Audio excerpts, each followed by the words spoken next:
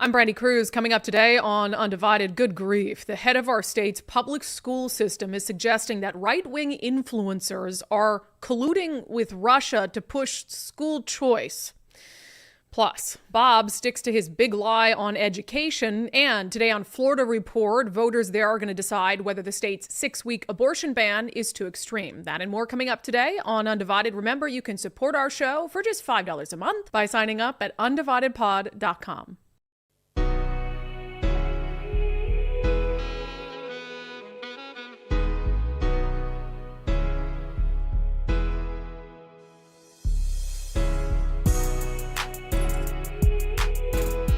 Hello and welcome to Undivided. Thank you for being here. Thank you so much for your commitment to giving common sense a comeback. I want to start the show with kind of, I think, an unusual story for us to do off the top, but it speaks to two different issues. One of them is what's happening in independent media. It's a major story all over the place right now. But then there's a tie between that story and the head of our state's public school system. That's just very, very odd. So let's dive into it. One of the reasons this is of interest to me and why I think you deserve for us to talk about it and talk about it openly and plainly is there's this big criminal case involving right-wing as the mainstream media, but conservative influencers. Now, the conservative influencers aren't accused of doing anything wrong. They're actually victims in this case, but I think it ties into concerns over independent media, who's influencing them, where they're getting their money, and frankly, we're independent media. So let's talk about it, shall we? So this is from the Associated Press. The headline, right-wing influencers were duped to work for covert Russian influence operation, U.S. says.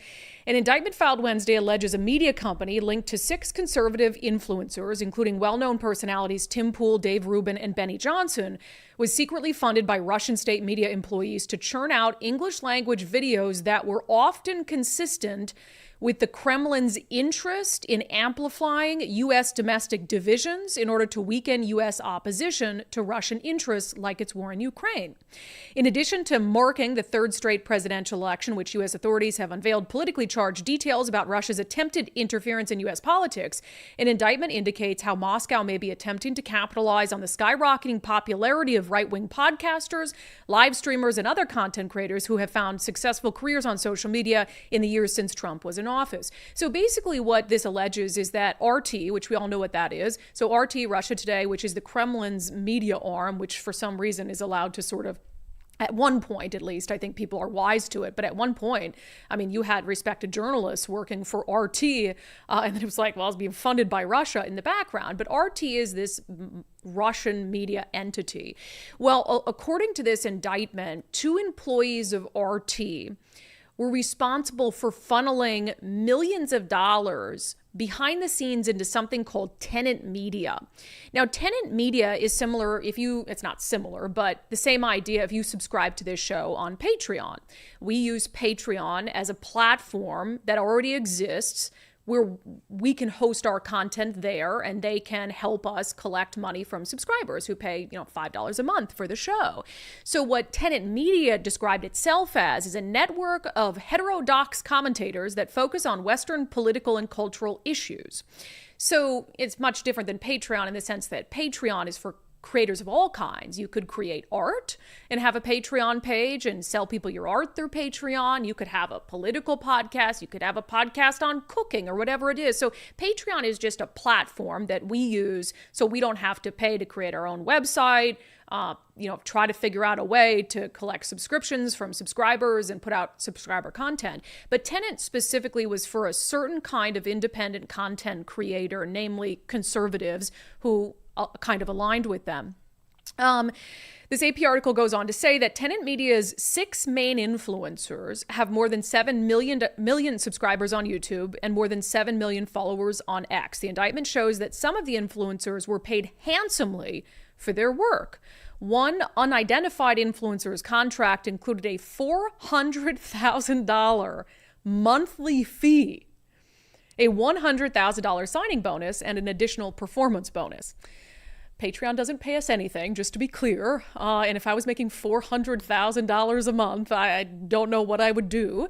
And for me, some of the influencers that have been caught up in this, and again, they were duped into this. And, people are arguing online, should they have known? Should they have done more to know that they were like being funded backdoor by Russia? I don't know. But I don't think it's fair to say like, you idiots. But, and I'm also not, I really have no opinion on them being paid, one of them being paid $400,000 a month. I mean, they've earned and built massive followings that reach millions and millions of people. And so if they're able to monetize it in that way, fine, but only to find out that they were getting paid that much in part by the Russian government. So here's where, so let me talk about this angle of the story first before I move on to the next one. And actually, in our daily subscriber show poll, which we'll get to later on, I asked you guys, and we've talked about it on the show before, I think that there are concerns about the rise in independent media. Valid concerns. Concerns that I think about often. I've talked about it being kind of the wild, wild west. The independent media grew out of this real growing frustration among Americans, particularly Americans on the right, that mainstream news wasn't fair, was incredibly biased toward the Democratic Party, and that conservative candidates, Republicans would not only not get a fair shake or fair coverage, but there would be coverage that actively sought to attack them and to undermine them. And so when you have roughly half the country who says media is just not working for me, it's working against me, it opened up this whole area to say, is there someone else who's going to fill the void? And so that's when you start to see, when you look at independent media in America, the vast majority of it is conservative. And there's a reason for that. They're not being served in any way by old media, let's call it. So, I've said on the show before that what I think needs to happen is that independent outlets need to become so successful. And we're starting to see that, right? Like the Daily Wire and they've built this huge empire that stretches not only from news, but into documentary, into movies, into books, into children's programming. I think they need to get so successful and so profitable that they're taking away significant amounts of money from corporate media. And so corporate media and the mainstream networks and old media has to decide like, hey, clearly people don't want what we're giving them anymore. So maybe we do need to be fair. Maybe we do need to make an effort to be unbiased. And so there's going to be this snapback effect. And I would be okay with that. I would be okay with independent media like our podcast being a means to an end. I spend a lot of time on this show, as I'm going to again on the show today, criticizing old media in Seattle. I was telling people the other day, unsubscribe from the Seattle Times. Turn off your TVs. Don't give them your views. Don't give them your clicks. Don't click on their articles that help them sell advertising if you're not happy with what they're doing. And so I would be more than happy if we are able to successfully help old media make a decision to really look at what they're doing and change their ways and get back to more how, the media used to be and a long time ago, and the core tenets of the job and their responsibility.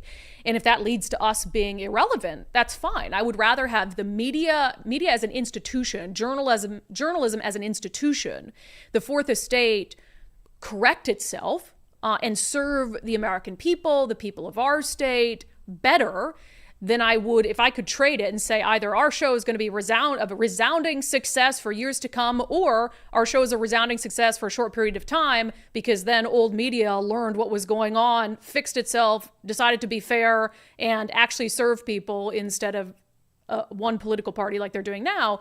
And then they were back on top. Like, fine, I'd be fine with that. We'd find other things to do.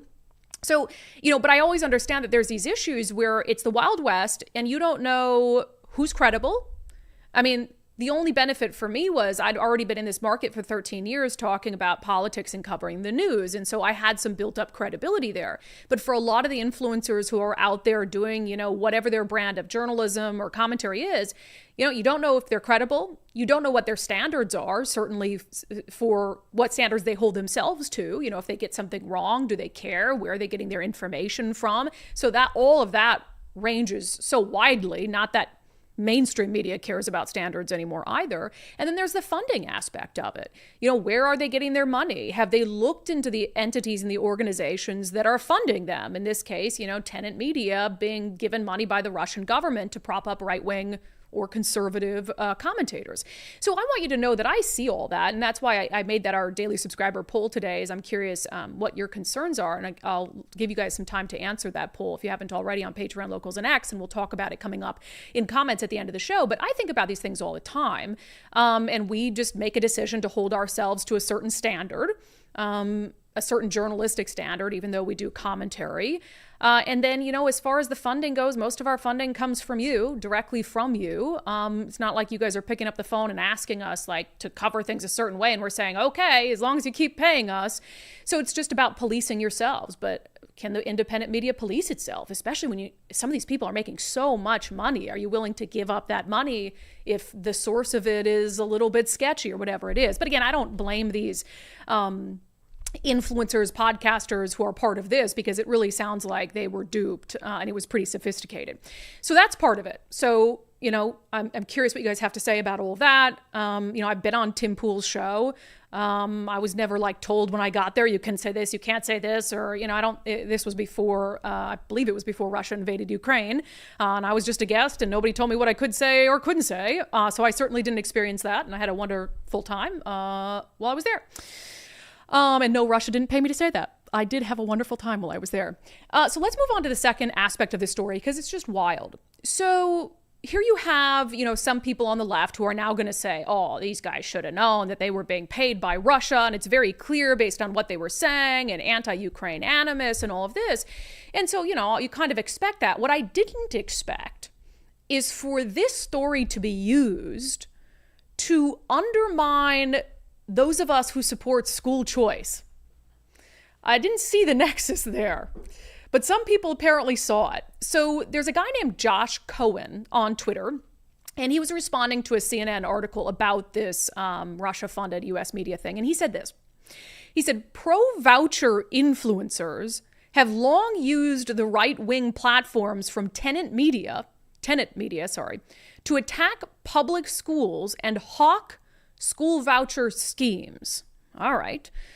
So that's a leap. So basically what he's suggesting is that Tenet Media use these right-wing influencers and force them to take a position as being in favor of school choice. Again, no evidence of that.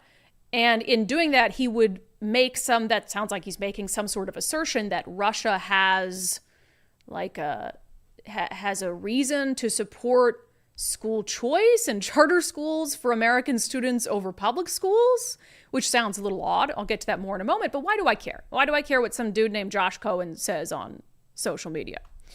Well, he has written about this. This is sort of his area. He's a professor and senior fellow at Ed Law Center. He's the author of a book called Privateers: How Billionaires Created a Culture War and Sold School Vouchers. So he is very anti-school choice.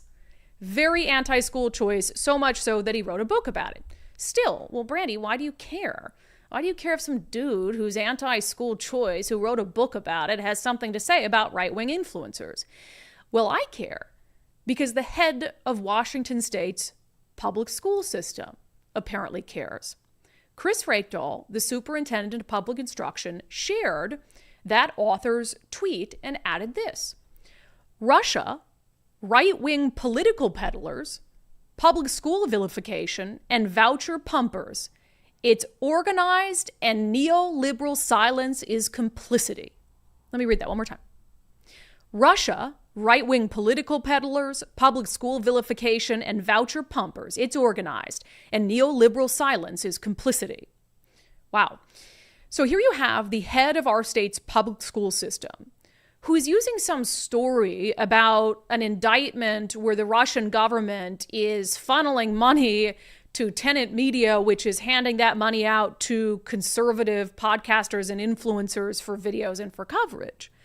And you have the head of our state's public school system who is tying all of that to the reason why some people are pro-school choice and support school vouchers. Think of how crazy that is. Think of how crazy that is. Russia, right-wing political peddlers, public school vilification, and voucher pumpers.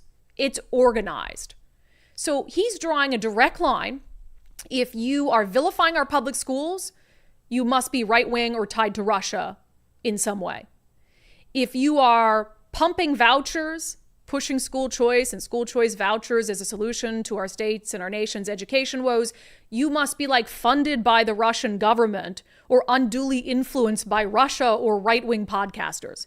That is the current head of Washington State's public school system, who apparently can think of no other reason why anyone would possibly support school choice. He doesn't want to blame himself, right? He doesn't want to blame the state of our education system. So he's like, what do I do? Do the liberal math. Oh yeah, Russia, right wing. We'll blame Russia for the fact that in the city of Seattle, 20 elementary schools might have to close by 2025. A story that we've talked about quite a bit. So that's easier, right? Oh, instead of looking at declining enrollment and we might have to close a bunch of elementary schools, not just in the city of Seattle, but all over the state. That is a direct result in the eyes of the public schools chief, the superintendent of public instruction. That's like Russia tied. Oh, Russia influenced people, podcasters to be anti-school choice. This is crazy. To be pro-school choice. And then that's why parents took their kids out of the schools. And that's why we have to close all these schools. Like nothing at all to do with the sad state of our education system. Nothing at all to do with the fact that in math, science, and English language, our students are failing across the board. That of the 1.1 million students currently enrolled in a Washington public school, only 50% are meeting English language standards, only 39% are meeting math standards, only 43% are meeting science standards, only 83% are graduating, only 69% of students attended school on a regular basis, only 69% had an attendance of 90% or more. And all of that while we're paying $18,000 per pupil. And instead of looking at any of that and saying, well, maybe that's why enrollment is down. Because kids aren't learning and parents realize that. Maybe enrollment is down because we're focusing on political and social agendas and it's bothersome to parents. Not that right-wing podcasters are making that up because they've been paid by Russia to do so. That is like how little, frankly, someone I used to have a little bit of respect for. Kruse used to come on this show and try to answer our questions, and I at least gave him credit for that. But that's how little he thinks of parents who want to make the best possible decision for their kids when it comes to education. And he wants to say that you would only support school choice, and he's suggesting that in his tweet, if you have been so brainwashed by right-wing Russia-funded influencers, right? Meanwhile, he doesn't want to acknowledge who's influencing him. And who do you think that is? The Washington Education Association. If there's anyone who's brainwashed here, it's the head of our public school system, and he's being brainwashed by the most powerful union in the state, the teachers union. And there's no other possible explanation. Why would you, as someone who's dedicated your life to the education of kids, why would you not want every child and every family to be able to make an educational decision that's best for them? Why would you not want them to be able to decide, hey, maybe public school isn't for my kid, but I'm paying taxes, I'm paying into our school system, so I want a voucher to be able to take my child to a different school that's not a public school where I think that they would excel. If you're an educator at the core, if you care about quality education of kids, why would you be opposed to giving them a choice? If you think the public schools are providing a quality education for kids, if you think public schools are great places to learn, Kruse, if you think you have fostered and created a public school system that's providing a quality education and that is a good place for kids to learn, then you shouldn't be afraid about opening up another option because parents won't choose it, right? If they have two options and free will as a parent, and you think that our public schools are better, then you should have no concerns because the parent will take their kid to public school. But that's not the case. He knows that if given vouchers, if given school choice, that enrollment will decline even more. And who's hurt when enrollment declines?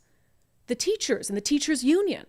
So the Washington Education Association will never let Kruse Rakedahl support school choice. They will never acknowledge how bad our public school system is failing. And why would they now? When the head of the public school system is saying the only reason our public schools are failing, the only reason enrollment is down is because Russia gave money to right-wing influencers to convince us all to pull our kids out of public schools. I'll use a line from the Seattle Times editorial board. That makes him unfit. Now, they use that line to talk about his opponent. But I think it's fair to say, the Seattle Times ed board, they endorsed Kruse Rakedahl because they said that something his opponent said was disqualifying. That he said that he wants more kids going to trade schools and not to universities. And they said that's disqualifying. So that's disqualifying, but this isn't disqualifying? Vilifying parents as dumb, stooges of right-wing propaganda? Give me a break. Give me a break. Insane. So fascinating story with a lot of different angles. And we will reach out again to Kruse Rakedahl. He's declined our request for an interview related to his campaign for superintendent of public instruction. So David Olson will be in. We actually have an interview we're taping with him today, and so his opponent will be in to talk about his campaign. But perhaps Kruse Rakedahl will come on in his capacity as a public schools chief. All right, I just want to note quick, closing the loop on this. So there has been a hand recount going on in Washington State in the Commissioner of Public Lands race, and it has now been certified officially by the Secretary of State's office. It was certified I think it was last night or just early this morning. So officially, Jamie Herrera Butler, who we knew was going to advance, her opponent is going to be a Democrat, Dave Updegrove, for a long time. So it had been a 51-vote difference between the second and third place finisher, Dave Updegrove, and Sue Kiel-Peterson. So there had been a hope from Republicans that, man, if you can get two Republicans through, so Jamie and Sue, then we'll for sure have a Republican as the next lands commissioner. But after the primary election night counts, she was 51 votes behind. So that was disappointing. And so what happened after the recount? Was there a big swing in one direction or another? No, but there was a swing of two. So, I mean, actually, that's not bad. You do a full recount and you only find two sort of wonky ballots and you fix them. I don't know what the issue was with those two ballots, if they were deemed to be not correct voters or not signed and they couldn't be cured. I don't know what the issue is, but it went from a 51 vote difference to a 49 vote difference. So Sue Kiel-Peterson lost by 49 votes, and we were 49 votes away from Republicans recapturing statewide office on the West Coast. So what do we say? I mean, guaranteed. They still could. What do you mean? It would have been a guaranteed statewide office. Thank you. Yes. They're still going to. They're still going to. Because Dave Reichert's going to win and maybe some others as well. Well, and I think Jamie Herrera Butler can easily win. Yes, I agree. Mm-hmm. But vote for the love of God. I don't want to have this dance again in November. Ugh. Back. Oh my gosh. Don't even get me started. Okay. We got to get to some media failures coming up next, which has that become my beat? I guess. Well, they asked for it. Well, they give me so much material. Yeah. I got endless material on the media failures to call out lies from elected officials and media failures to stop shilling for political candidates. All right, first, I was just thinking about, I took Lucky for a walk yesterday. She came down to the memorial with us for Ruth, and which I'll talk about at the end of the show today. And I was traumatized by what people would say about my dog. Oh. You know why? Because I posted that video of Lucky at Natchez RV Resort going over the little doggy, I can never think of this word, the doggy. The obstacles. Obstacles. And people on the internet called her fat. And so I was like, oh my gosh, is my dog fat? I'm going to take her out in public and are they going to call her fat? Everybody was very nice. Nobody obviously. called her fat. Nobody called her fat, but I was traumatized. She's not fat. Traumatized, I tell you, traumatized. Anyway, all of that to segue into, if you have an RV and you're looking for a place to call it home, Natchez RV Resort is awesome. They got the doggy obstacle course, which is pretty cool. Little dog park. They've also got pickleball courts. They just finished their 4,300 square foot clubhouse, which is totally cool. Well, where else are you going to get that? Where you can pull in your RV and then you have all this space to hang out with guests, friends, family, indoor, outdoor fireplace. There's a gym there, laundry, showers, a beautiful gourmet kitchen, and all of it open to you. So that's really cool. And also just the area, 300 days of sunshine and year-round family fun. There's fishing, hunting, snow skiing, golf, river rafting, outstanding wine tasting, and more just minutes away. So they still have some lots open from phase 2. They're extra large RV lots. They start at just $79,900, so $79,900, and they have a rental program where if you're not using yours, they can rent it out for you and you can make some of that money back. Yes, Nicole? I just want to read this text that my aunt sent me yesterday. Oh! She's over there right now, and she said, I just want to thank you for recommending Natchez. Out of all of the resorts that we've been to, which they've been to a lot, they've been traveling in their motorhome for a few years now. This place ranks top of the list on size of the lot, the friendliest people, and the perfect location for us. I would love to support Brandi's podcast even more. Oh my gosh, I love that. Did she mention an invite?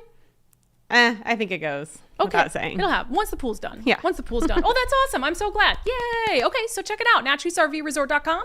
NatchezRVResort.com. All right, we got to jump into a double dose of unbelievable today, both of them having to do with the failures of the media. Boop.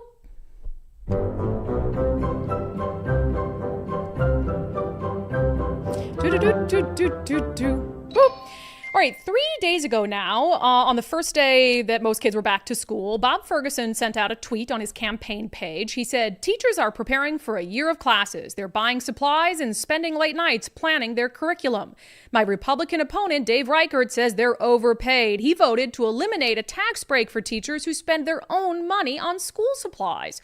Washington families know just how important teachers are. Dave Reichert is flat wrong. Okay, so he voted to eliminate a tax break for teachers who spend their own money on school supplies. Dave Reichert, how dare you? Why would you do such a thing? Oh, that's right. You didn't do that. In fact, you were the prime sponsor on the bill in Congress to give teachers a tax break when they spend their own money on school supplies. So the exact opposite of what Bob Ferguson is saying. And Dave Reichert pointed that out on social media. Happy first day of school. More lies from my opponent. In fact, I was an original sponsor of the Teacher Tax Relief Act. Well, that's interesting. And just in case he was lying, we're like, well, let's just pull up the act. Here it is, 2014 HR 5504. Not only was Dave Reichert a prime sponsor, but he was a prime sponsor next to a Democratic congressman from Washington State at the time, McDermott. And so he supported a bipartisan bill to make sure that teachers who had to buy stuff with their own money got a tax break on those supplies. So it's just entirely factually wrong, not based in reality whatsoever. And so I've been on the last 3 days, I've been on social media. Are you going to delete this? Why isn't Bob deleting this? Like, I don't know who made the mistake, but why isn't he deleting this? I don't know how that mistake could have happened, but it's obviously entirely factually wrong.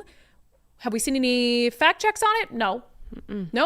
No fact checks on what is an obvious lie. Very clear. Like, it just takes 5 seconds to Google it and find out that it's wrong. You reached out to Bob Ferguson's campaign? I did. What did they tell us? Crickets. Huh? No. I'm sure they responded, right? Read the email response?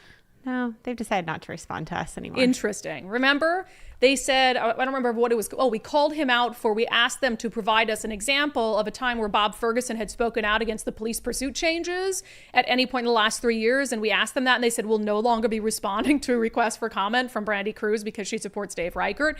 But of course, we still have to do our journalistic due diligence. So Nicole, as she does, she sent them an email saying, hey, does Bob have any plans to correct the record or to take down this post? Nothing. And at last check, it's still up because the media lets him get away with it. If the media was instantly fact-checking things, if King, Cairo, Como, Seattle Times said, look at this lie from Bob Ferguson, he would not feel so emboldened to tell such demonstrable lies. Unbelievable. Speaking of unbelievable, let's get to another segment. Boop. All right. So on the show yesterday, which is one of my favorite stories we've done in a long time, we reported that Cairo 7 TV took an article, not an article, they took a press release that Bob Ferguson sent out. He was using his office, the Attorney General's office, to help out his political campaign by sending out a press release saying, hey, look at this case that we just came up with to try to keep a violent sex offender incarcerated. And so there were clear political motivations for him to do it. Cairo 7 took that press release and verbatim, literally verbatim, when I say that, verbatim, the 100% of their story, with the exception of 2 words they changed, the word today to Tuesday, and they put Washington ahead of Washington Attorney General. Besides that, 100% word for word, they published the Attorney General's office politically motivated press release as a news story. So I'll say this blew up on social media, as I knew it would, because it's plain as day. And I thought, and I'm not going to say who, but I had another journalist tell me they couldn't believe how blatant this was and would be surprised if someone wasn't fired over it. And I thought, I'd kind of be surprised if someone wasn't disciplined over it too. Not only, maybe somebody's been disciplined, but I find it hard to believe when the story is still up today and has not been changed. Oh, that's right. The story is still up today. I'm looking at it right now in the exact same form. Not a word changed, not an editor's note, not an update added. So we caught them red-handed. We pushed out our story. We named and shamed.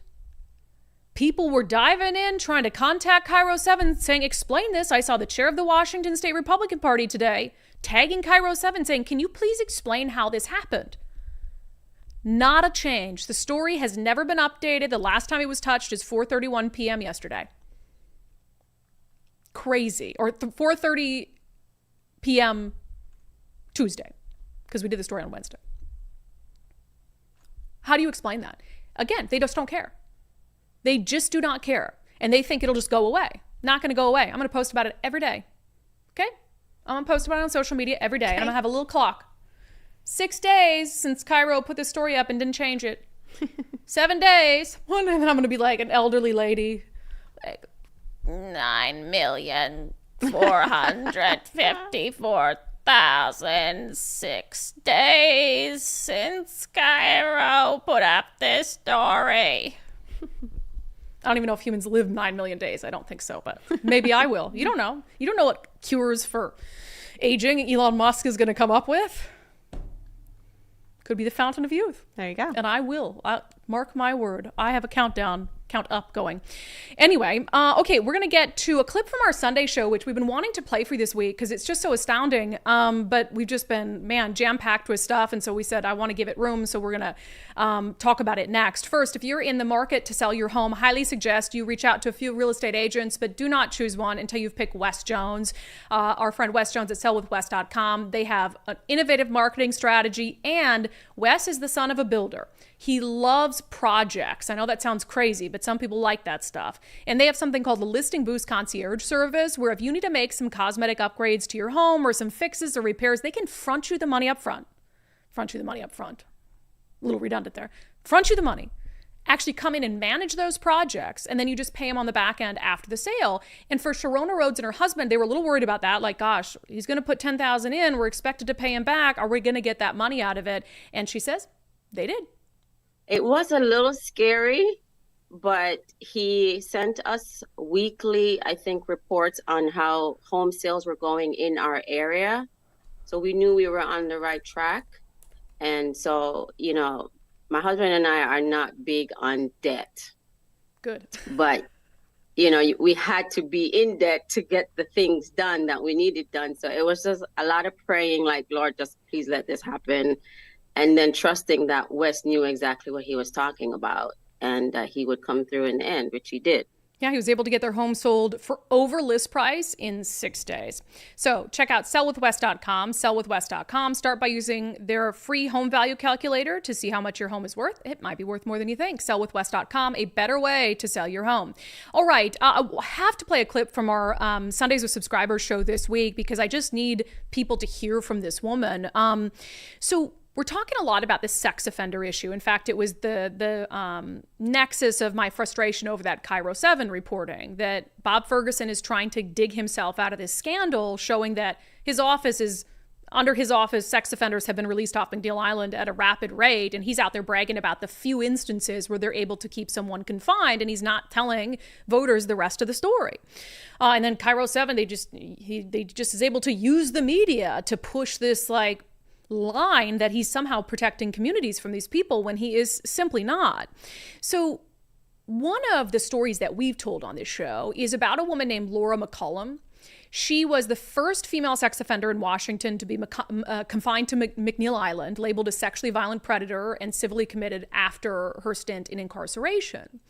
Well, in 2020, middle of the pandemic, again, Bob would never tell you this, Laura McCollum was unconditionally released to Spokane, despite ample evidence that she still was a sexual predator, specifically a pedophile. Her crime was raping a baby. She raped a baby multiple times from 18 months old to 3 years old. She had admitted to having dozens of other victims. She was allowed for a month on sort of a trial basis to be released to Lakewood for a not unconditional, but had strict conditions. 1 month later, she admitted to looking at a 6-year-old girl out the window and thinking about molesting her. So this is as disgusting as it gets. And of course, Bob Ferguson doesn't want anyone to know about Laura McCollum. He doesn't want anyone to focus on the fact that his office and DSHS actually wrote a recommendation that Laura McCollum should be released from civil commitment on McNeil Island unconditionally. So in an effort to sort of help inform people about just how deep Bob Ferguson's lies on this issue go, we brought in the woman who literally wrote the book on Laura McCollum. Sylvia Peterson is an author, and she wrote the book Laura and Me, but she never really intended to be an author. Her story is fascinating. She herself is the victim of sexual abuse. And so she's a religious woman. She wanted for her own purposes to understand why it happened to her. Why she was targeted and victimized. And she thought maybe having conversations with a sex offender would help her come to answers of her own. And so she got linked up with Laura McCollum on McNeil Island. And she visited her often over the course of almost a decade. And she had conversations with this horrible pedophile while she was civilly committed. And they ended up writing a book called Laura and Me, a sex offender and victim search together to understand, forgive, and heal. But Sylvia Peterson came on Sundays with subscribers because, she wanted to try to understand Laura McCollum and what made her tick. But she was never really able to. But there's one thing she absolutely believes today, and she knows Laura McCollum better than probably anyone. She absolutely believes that Laura McCollum should still be on McNeil Island and shouldn't be anywhere where she could once again victimize a child. Here's part of our conversation. I mean, you had hundreds of conversations over 9 years in where she told you things that, she did going back to when she was a kid. You didn't get the sense that any of that and the release of any of that made her better? No, I didn't. Wow. Broken. Permanently broken. Just broken. Yeah. Just broken. And even though she understands she's broken, she doesn't know what to do with it either. And there were times she would just sit and cry. She said, I know I'm broken. Nobody knows how to fix me. Even God doesn't know how to fix me. She said, I just, I hope I won't hurt anyone, but I could. And that begs the question about why she is out today on unconditional release. Do you want to know why? Well, I do want to know why. I'll tell you why. So can we start first with the first attempt at release and get to that point? To give people context, she had a release to Lakewood on strict supervision. It lasted the first time about a month. As you know, and as you've written about, she saw a 6-year-old out the window and thought about molesting her. And, she went back to the island. They tried again that October, a few months later. She went back to the island again.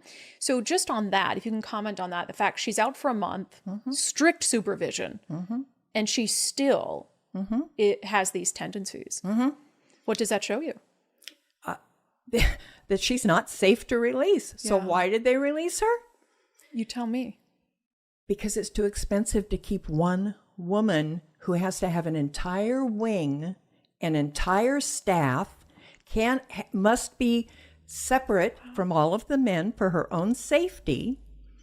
It costs hundreds of thousands of dollars annually to keep Laura at the SEC, and they need the space for the men. So you believe because she's a woman and only because she's a woman, she was released unconditionally? That's what I believe. Wow. Because when you look at it just reasonably, you know, an attempt at release, even under strict supervision, is looking at a 6-year-old girl thinking about molesting her. You know, gets out again, still breaks, you know, the conditions. And it's less than a year later that she goes from that failed releases to unconditional release.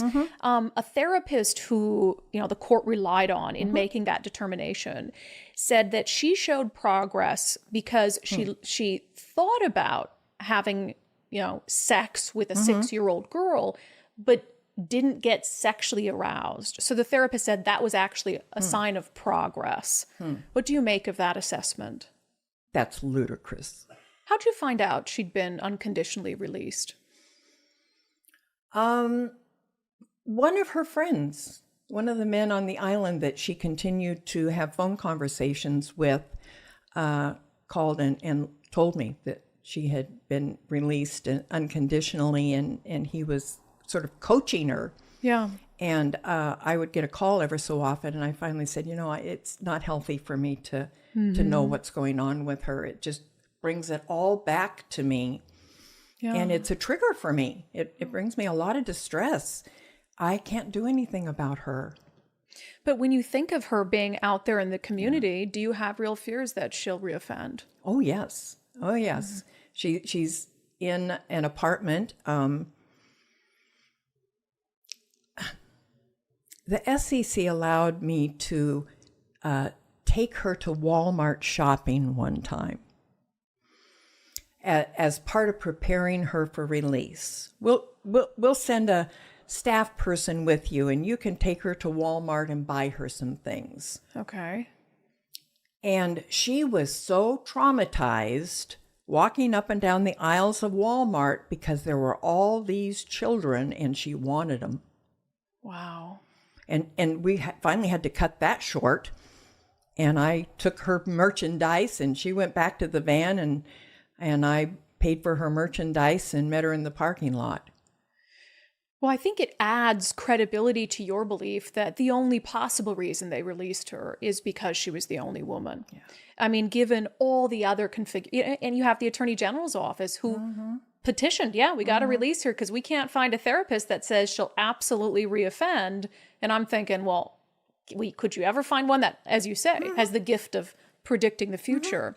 You know, I don't want to make you get political if you don't want to. So you can just say, Brandi, I'm not going there. But, you know, Bob Ferguson, who this has been his office's job for the last 12 years, he has made this a key part of his campaign for governor. He said that he has been busy as the AG protecting communities from these sexually violent predators, only to find out what the Seattle Times came out and reported is they've been quietly releasing them into communities very rapidly. What do you make of the assertion from him as he runs for governor that he's been doing his best to protect us from people like Laura? He has created a ticking time bomb. And how many children are going to be permanently damaged before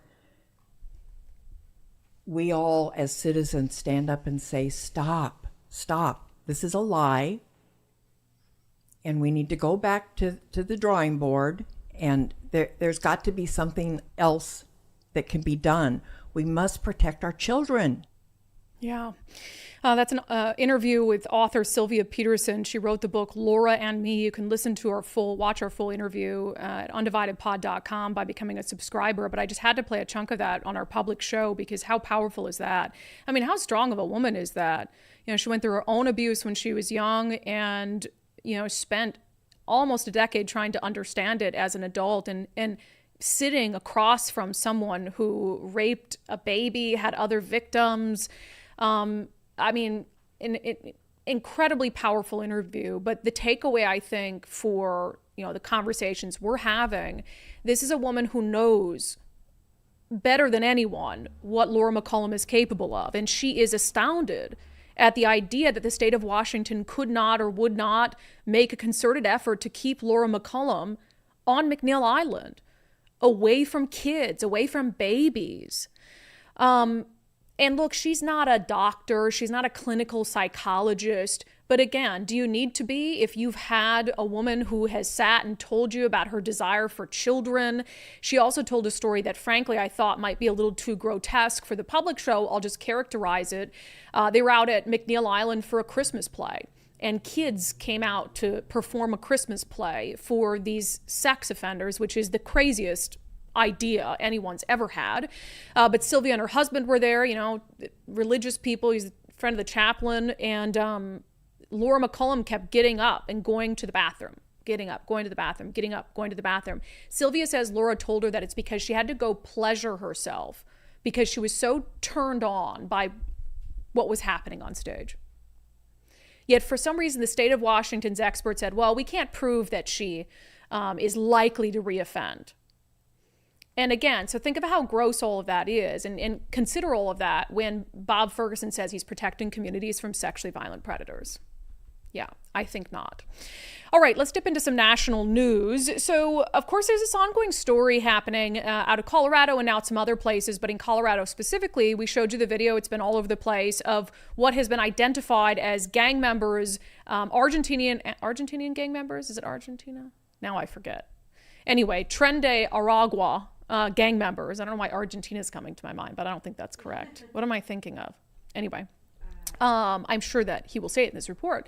So there's this back and forth in Colorado, the governor being like, well, that's just made up. It's the figment of some local council members' imagination. But now they're saying, actually, yeah, this does look like this violent gang. So in the video that's been circulated on social media, you see all the gang members come up and they've got guns and stuff and they're banging on this apartment door. What'd you say? Venezuela. Yeah, sorry, Argentina. Sorry, Argentina. Don't cry for me, Argentina. Venezuela. Venezuelan gang members. Well, so you know who went down there and got the first ever interview with the person who lives in that apartment that the gang members were trying to get into with their guns? Our friend Jonathan Choe went down there and filed a little report. So we're actually back at the apartment complex that's allegedly been infiltrated by Tren de Aragua, the violent Venezuelan street gang, and actually bumped into the guy who opened the door for the fellas walking around in the hallways with the guns. We spoke to him with the help of our translator. ¿Cómo están? Does he know that his door went viral on the internet? Sí, claro, yo guardé el video también. No. So tell us what happened with those guys coming with guns. No, cuando nos tocaron. He says he doesn't know them.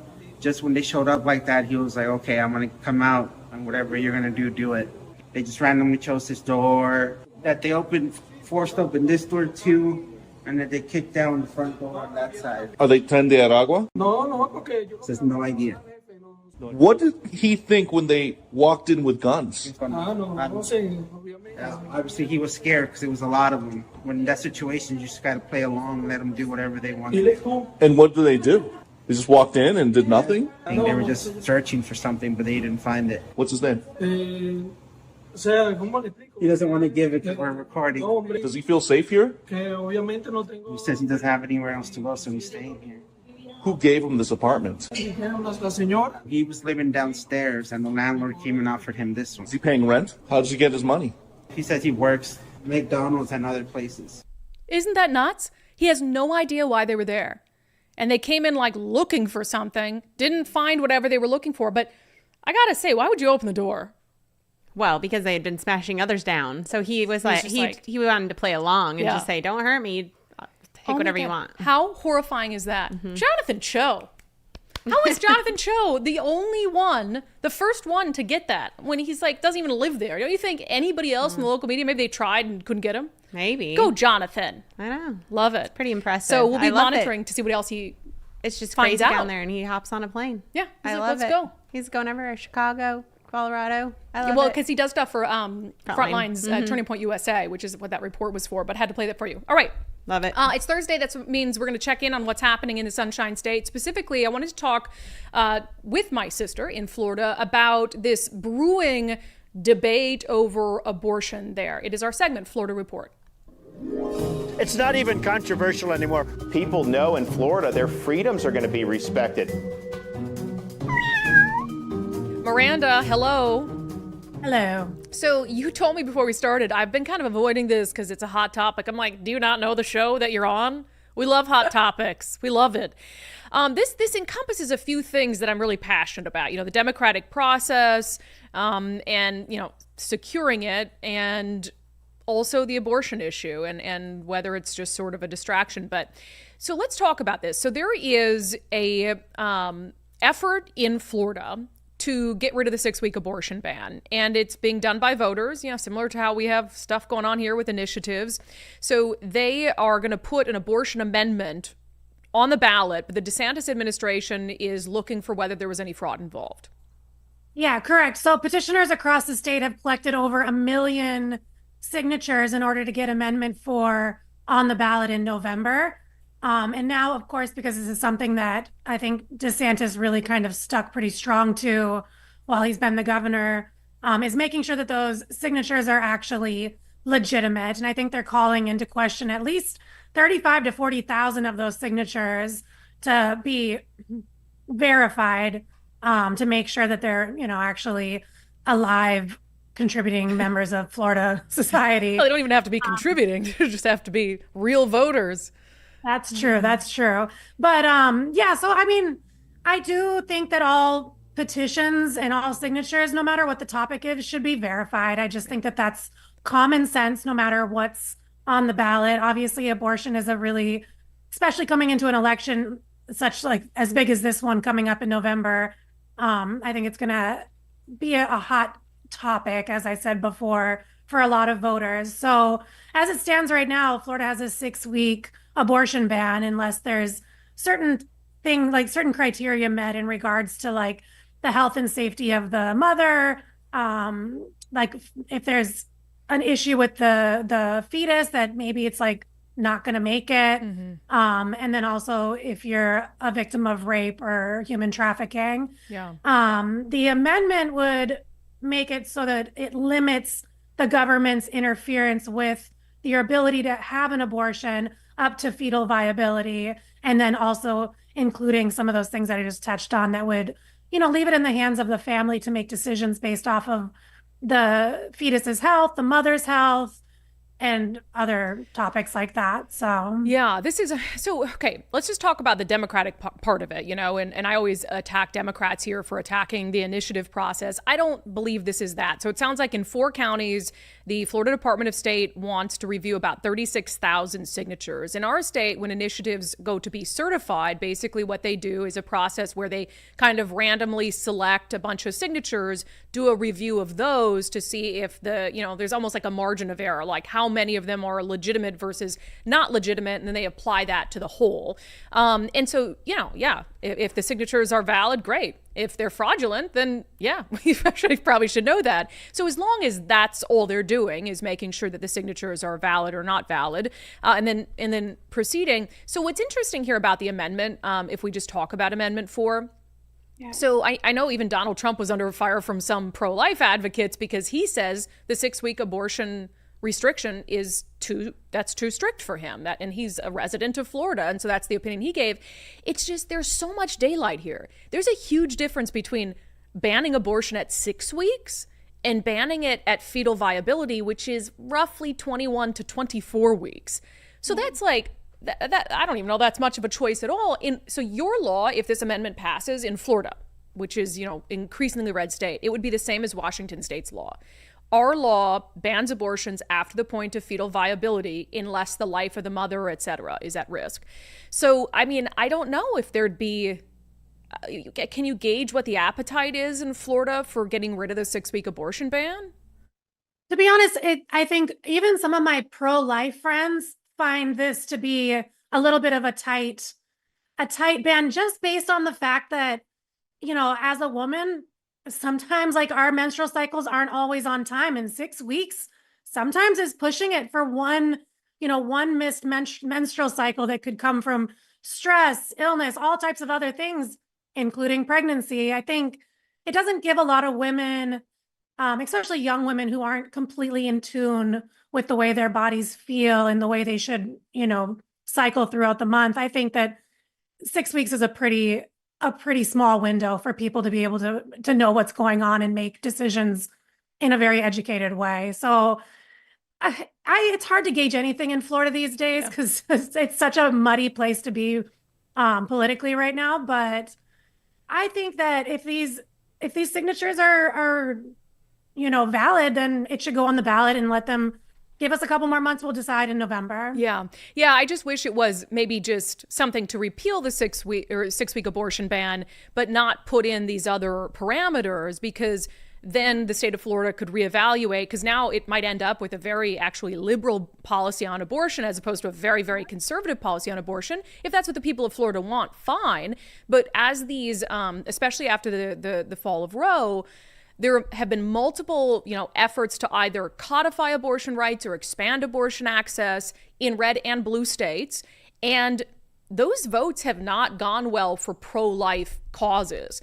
So like even in red states. So I tend to think that even in Florida, voters would believe that 6 weeks is too extreme. So we'll see what happens. But, and obviously if for some reason there's like widespread fraud enough to derail this from going on the ballot, then that's a different conversation entirely. But we shall see. All right, Miranda, let's end it there today. That was just a great conversation about abortion. We'll leave it at that hot topic, and we will not see you again next week, but we'll see you the week after.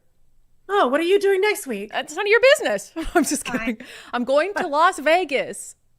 Ah, fun without me. Yes, with my loving husband. So sorry you're not invited to be a third wheel on our vacation, but love you nonetheless. Okay, see you later. Bye. It's not even controversial anymore. People know in Florida their freedoms are going to be respected. Yeah, that's going to be quite the outcome in Florida. I really don't know what to expect there. 6 weeks is pretty extreme. And you know what else is extreme? Abortion's up to birth. So, can we just find some reasonable alternative for all of that?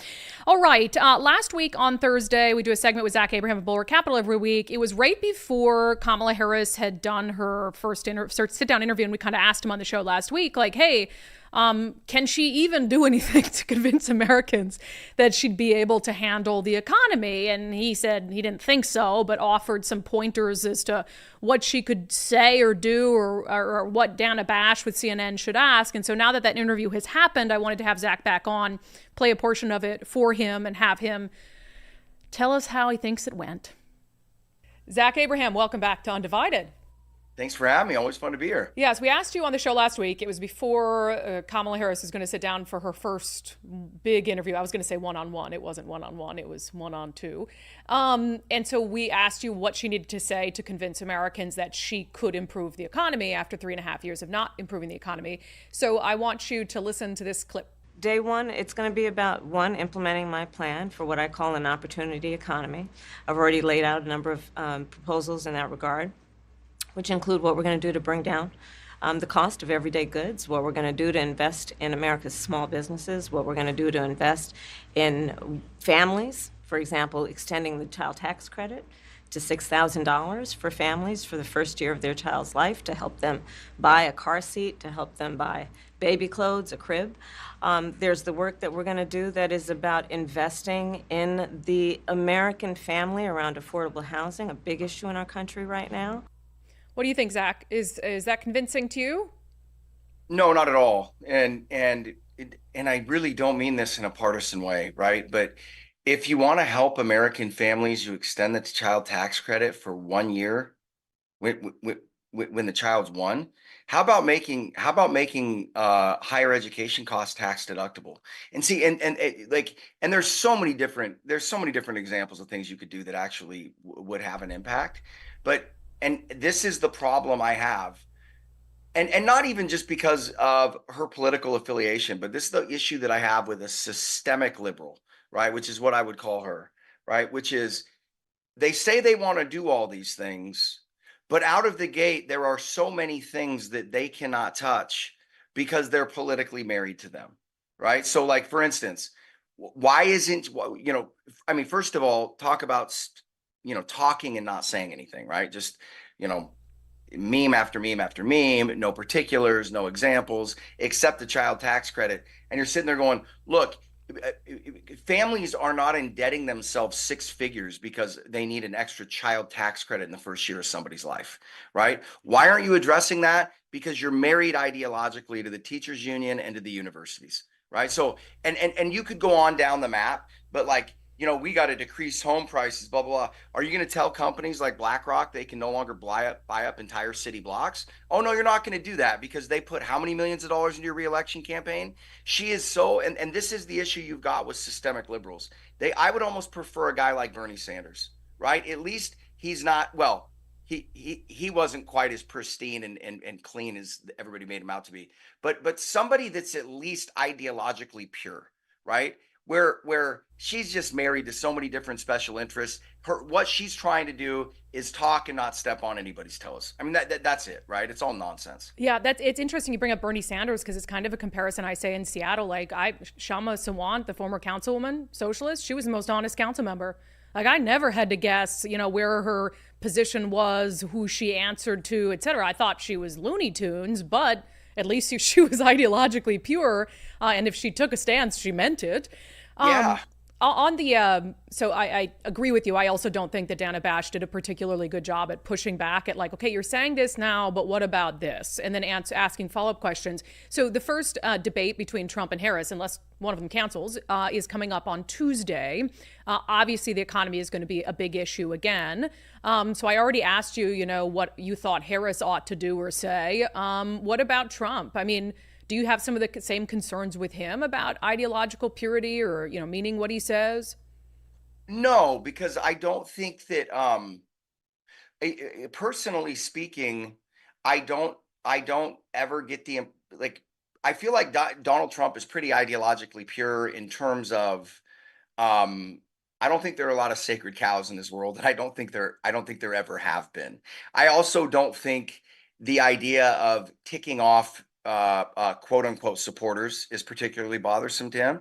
And then the other thing that nobody wants to mention, but you're a fool to say it doesn't play a role, right? Which is nobody can promise him anything greater than what he has in terms of what, nobody's going to sit there and say, hey, Donald, I'm going to give you $2 billion worth of real estate if you do what I want you to do while you're president, right? So the bar is just so much higher.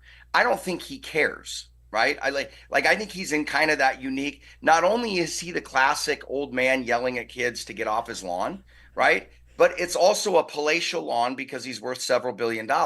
So I on the flip side of that coin, I would look at Donald and say, hey, I need you to be a little more like Kamala, right? I need you to be a little bit more tied down ideologically.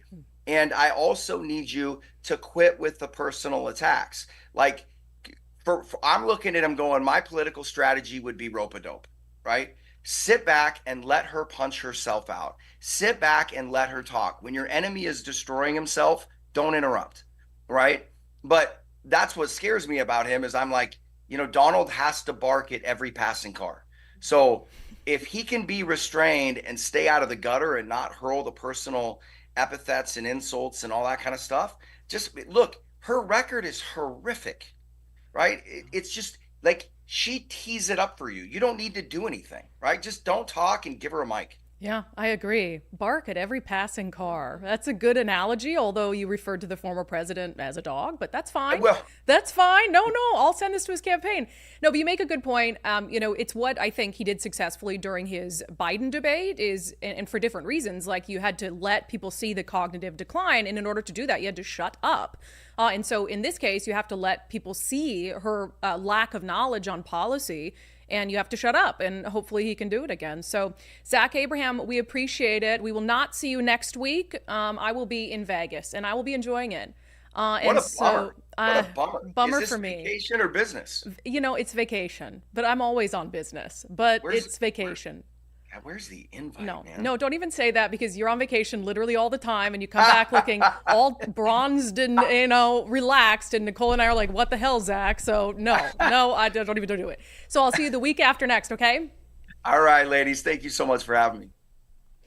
That's Zach Abraham with Bulwark Capital. We have him on the show every Thursday. I had to think if it was Thursday today to talk about what's happening with the economy, etc. But if you want to hear more from Zach, check out his radio show, knowyourriskradio.com, knowyourriskradio.com. You can also find out about Bulwark Capital Management's investment strategies by getting their common sense investing guide. That's also available at knowyourriskradio.com. Okay, let's get to questions, comments. Then we've got a little bit of an emotional sanity check for you today. I mentioned on our daily subscriber, I mentioned earlier that for our daily subscriber show poll, I asked you guys about any concerns you might have with independent media. I want to know, if there's things that concern you and where does it go from here? I want to know what those are. So on Patreon, Locals, and X, I asked, what is your biggest concern about the rise of independent media? The options I gave, it's too hard to know who's reliable, unclear funding sources, too many to keep track of, and I also gave you an other option so you could list what your concern might be. Bryce Philippi says people need to do their homework before they trust a source. No traditional media can be trusted these days. Podcasters who have credibility will have to be as stand-up as you, and that's a high bar. Well, I appreciate that. That's so nice. Ed OS says we need to go back to the fairness in media law that required equal time for both sides of an issue. It was done away with in the late 80s or early 90s. I'm not familiar with that. I know there's a equal time requirement for ad buys. Maybe it used to be that way, but I'll admit that I'm not sure.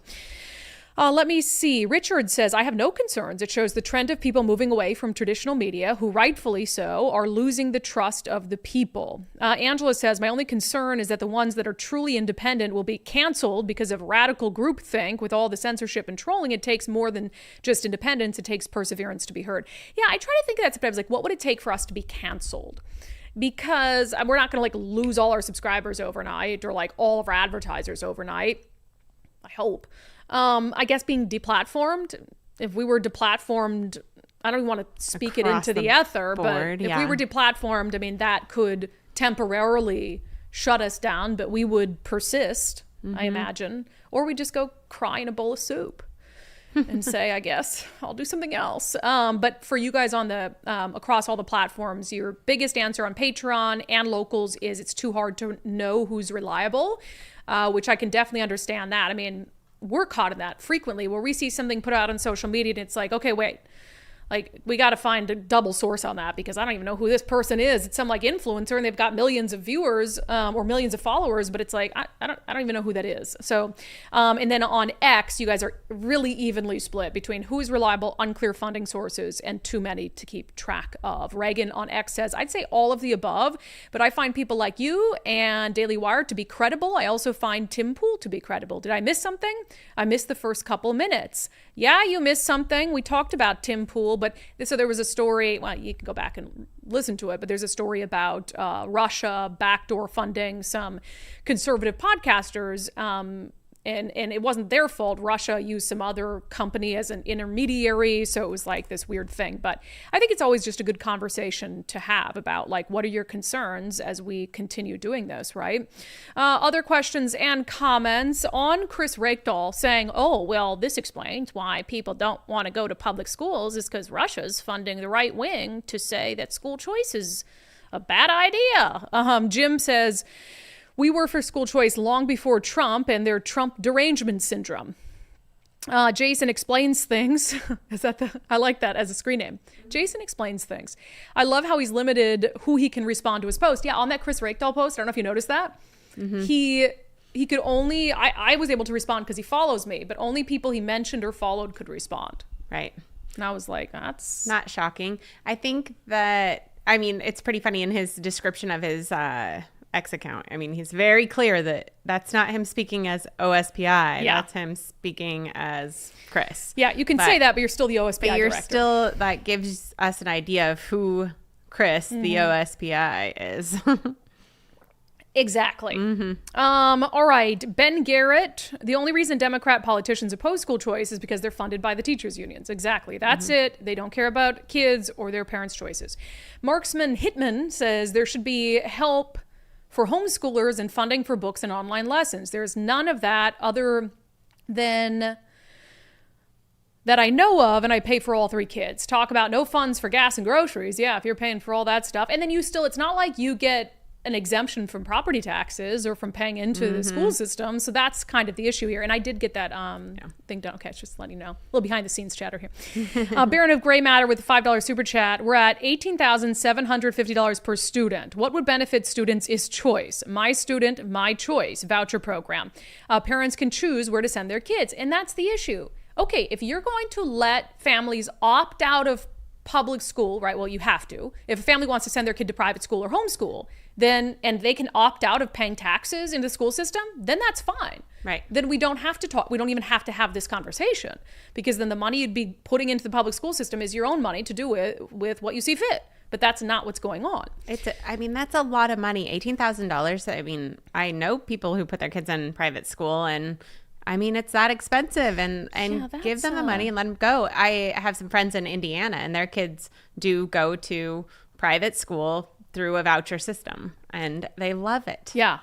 They love it. And it's like it was said earlier, if student outcome is the goal, which isn't it? Shouldn't it be? Shouldn't it be? Then choice wouldn't be a concern. If public schools were doing great, then you wouldn't be worried about them having a choice to do something else. It's just insane.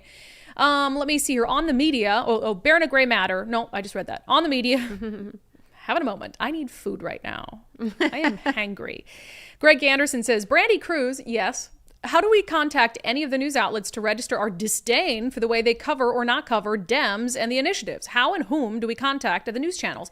Every news website will have like contact us and like a generic email or a phone. They hate it when you call them on the phone. You're looking for a news director or a program director, that type of thing. News director, editor, program director. You can usually, the tricky thing with that Cairo 7 story is it's written by Cairo 7 staff. Right. And that's like the way to, if you don't want to take ownership of something, like, oh, a staff member wrote it. Whereas if it was a reporter who wrote it and put their name on it, you could click and email them. I had a rule. Plagiarism. Anybody who I used to work with, whether it was at Cairo Radio back then or Fox 13, knows my rule.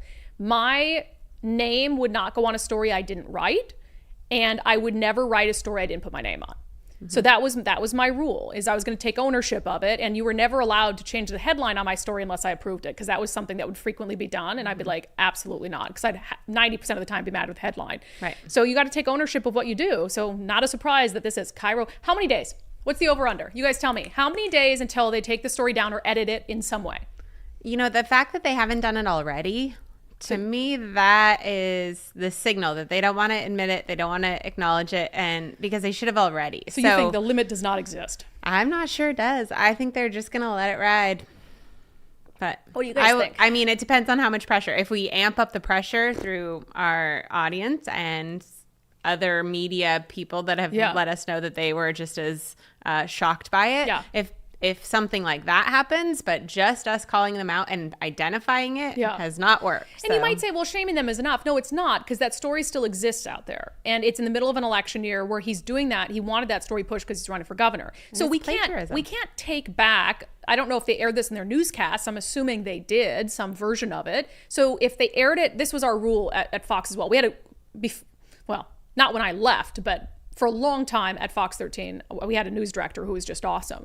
And she was very serious about, accuracy, all this stuff. So you had to correct, if you got something wrong, you had to correct it on the platform you got it wrong on. So if I tweeted out something that was wrong, I had to correct it on Twitter. If I said something on there was wrong, I had to correct it on air. If it was just web, I had to correct it on web.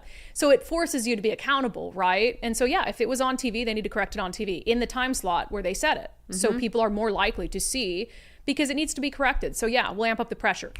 Man. All right. Remember when managers did that? I feel bad for that. Good managers. Good. Like, hey, we're accountable to people. Yeah. That boss I talked to who is great, Erica Hill, she would never, if it was a mistake made in good faith, she had your back, but that didn't mean that you didn't have to do something to fix it. You know what I mean? She wasn't going to give you cover, I guess.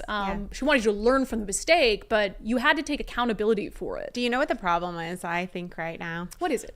it is the managers even. I mean, and it stems from this HR, this DI, all of these things, but it's all people worried about feelings. And so instead of the business coming first, it doesn't anymore. Business and the product and the quality and really pride and ownership of that product is not what comes first anymore. It is the feelings and what everything is suffering because of it. So you think you're protecting somebody's feelings. No, you're making them a better or a worse worker, right? You're making the product worse, and that is their that's their livelihood. You're making everything worse by protecting feelings when it shouldn't be about that. And then it won't should get be you about better. It's not going to improve. They're not going to improve as people if you support their future, aspirations.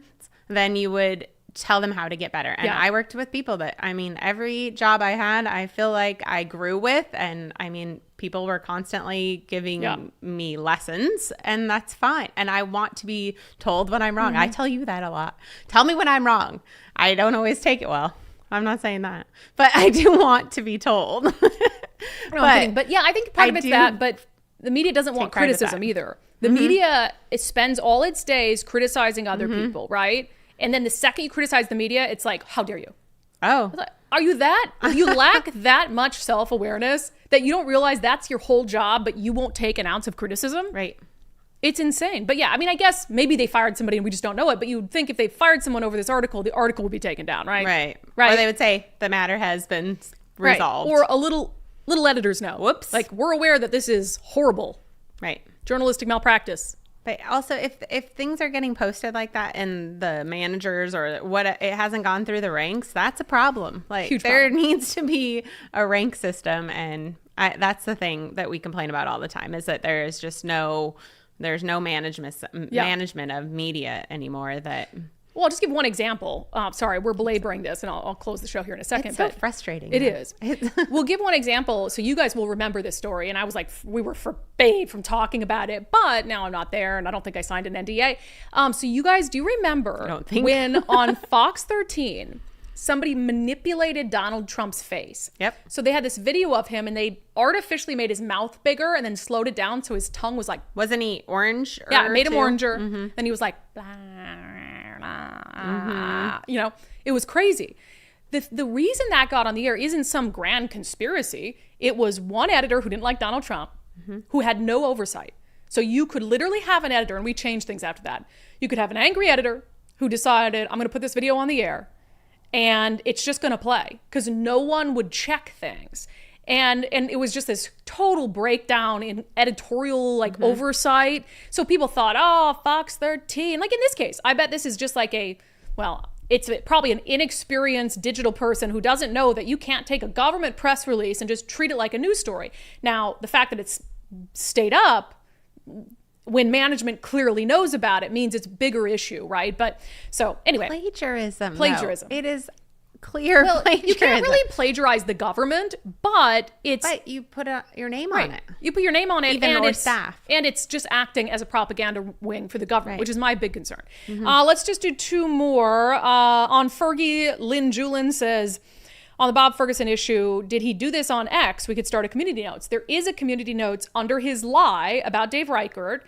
It just needs enough rankings to be, because it links to the bill that Dave Reichert introduced and prime sponsored. So it just needs enough rankings. So go do that so we can. If you are a community notes person, not everyone is on X, go give it a ranking. And then on Florida, Liz says, birth control is cheap for free. No excuses for abortions for 21 abortions. Yeah. They were talking. There was some comments talking about all these people bragging about how many abortions they've had. When you brag about your abortion, you completely lose me. Like, that is not something to brag about. Okay, so last night we went to the memorial walk for Ruth Dalton, who, of course, is the 80-year-old dog walker who was murdered by an 8-time felon in broad daylight in Seattle. Let's talk about it in our closing, a little more emotional than usual, sanity check. So, I'm not going to get into too much of the politics about it. We did about a mile-long walk. And I think it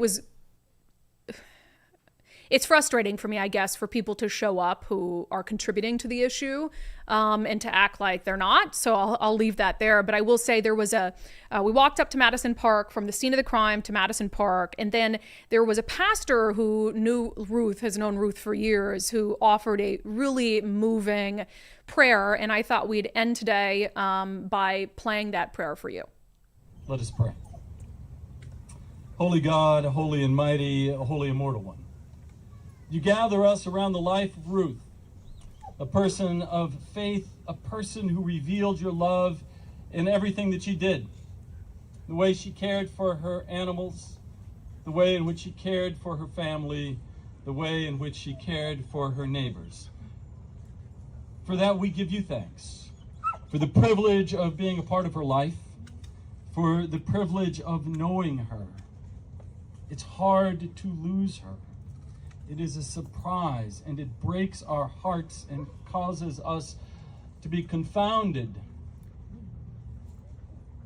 by such a lovely person being taken so quickly.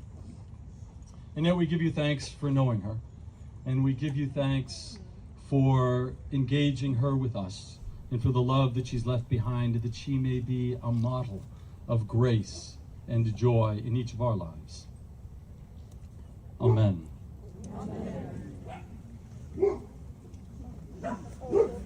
I had to let that play because after the prayer got done, all of a sudden, all the dogs, because dogs were welcome, you know, Ruth loved dogs. And so there were so many people, including Mike and I, we brought our dog Lucky, who brought their dogs. And for some reason, it had been pretty quiet, like a couple dogs here and there. And then after the prayer was over and he said, Amen. That was just it was like this chorus of dog barks. And I had stopped the video and I wish I hadn't stopped it so soon because all the dogs were just going nuts. And it was like just a really powerful moment. So justice for Ruth, justice for her little dog Prince, and hopefully a recognition that we can't continue to do the same things we've done, and hope that this crime crisis, this public safety crisis we're in that's taking innocent lives will fix itself. That has been your sanity check for today. That has been today's episode of Undivided. Coming up on Sundays with subscribers, we're going to be joined by a journalist with the National Review who has been doing extensive reporting on what's happening in Washington State's prison for women, specifically around the issue of transgender inmates. She is very well sourced. She's been speaking to some of these female inmates on the condition of anonymity. Sometimes they speak to her on the record, and she's just, absolutely dead set on trying to change something for these women behind bars. So if you have not signed up to become a subscriber already, please do so.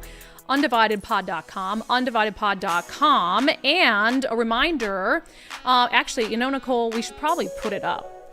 Am I allowed to just abruptly? Do I have a graphic for it? I don't think I do. Maybe not.